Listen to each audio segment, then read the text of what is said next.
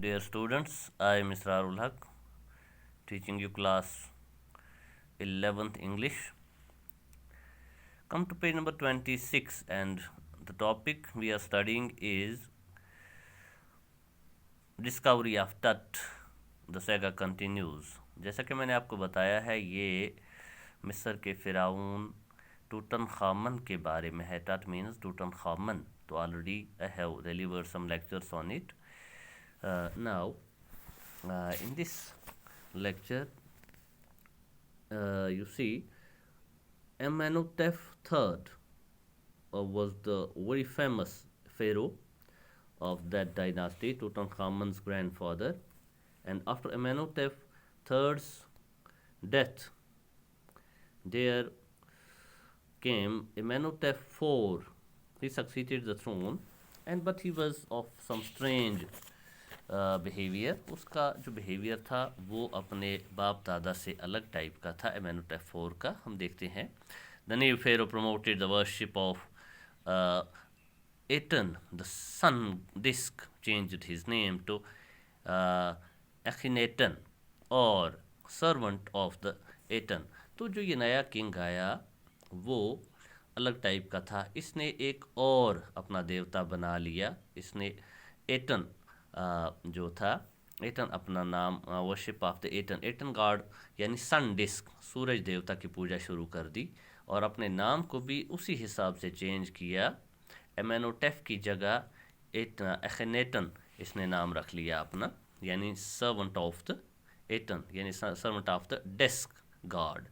And moved the religious capital from the old city of Thebes to the new city of एखनेटन.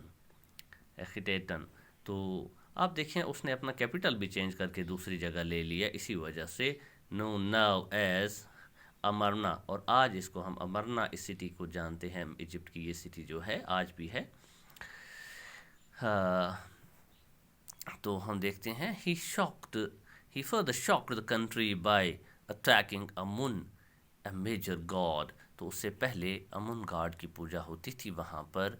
तो इसने उसके मंदिर तोड़ दिए, उसे उनकी जो मूर्तियाँ थी उनको तोड़ दिया. स्मैशिंग हिज इमेजेस, उसकी मूर्तियाँ तोड़ दी. एंड क्लोजिंग हिज टेम्पल्स, और अमुन गॉड के टेम्पल भी चेंज कर दिए क्योंकि उसने अपने लिए एक नया गॉड देख लिया था. It must have been horrific time, said Ray Johnson, director of the University of Chicago's Research Center in Luxor. तो शिकागो यूनिवर्सिटी के जो एक रिसर्च डॉक्टर थे, रे जॉनसन, रिसर्च स्कॉलर थे, तो उन्होंने कहा कि वो वक़्त बहुत हॉरिफिक होगा जब किंग ने पूरा अपना मज़हब चेंज कर दिया हो, तो मंदिर तोड़ दिए हों, तो लोगों के लिए वो बहुत भारी टाइम रहा होगा. सीधी बात है, there must be resentment in the country, said रे जॉनसन. तो हमने ये देखा. The site of ancient Thebes, the family, the site of ancient, यानी उन जगहों को इसने बर्बाद करके रख दिया जो पहले वाली सिटी थी, कैपिटल था वहाँ का. The family that had ruled for centuries was coming to N and, and then एखनेटन went a little वैकी. तो हम देखते हैं कि इनका जो ख़ानदान था बादशाहों का, वास्ता आस्ता अब अपने एंड की तरफ आ रहा था. और फिर उस वक़्त एक ऐसा बादशाह आया, एखनेटन. वेंट इज लिटिल वैकी मतलब जिसने अपना चेंज कर लिया हो system, a little crazy type.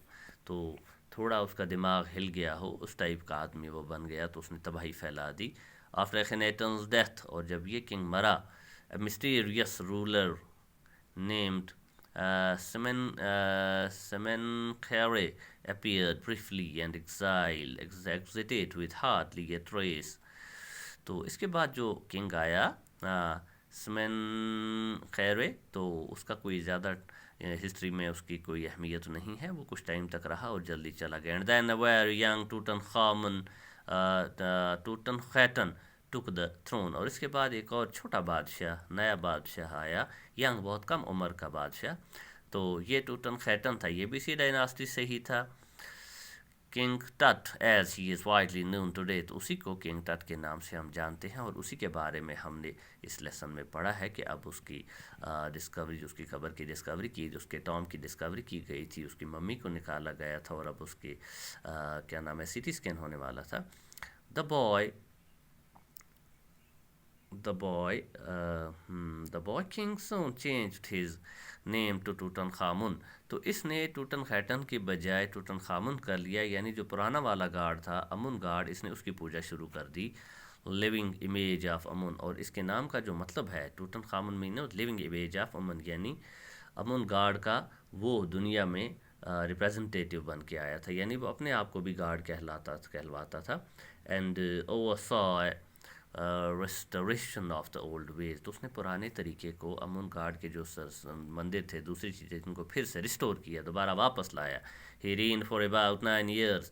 اور اس چھوٹی سی عمر میں بھی اس نے 9 سال بادشاہی کی. And then died unexpectedly. اور پھر پتہ ہی نہیں لگا کہ اس کی کیسے ڈیتھ ہو گئی.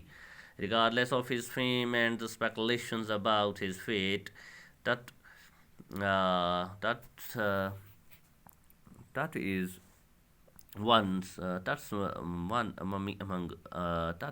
one mummy among many in Egypt. تو بہرحال اس کی باتوں کو ہم چھوڑ کر دیکھتے ہیں کہ وہاں بہت سی ممیز تھیں، ان میں سے ایک ممی اس ٹوٹن خامن کی بھی تھی ایجپٹ میں، in the Valley of Kings. How many? No one knows. The Egyptian Mummy Project, which began an inventory in late 2003, has recovered almost 600 so far and is still continuing.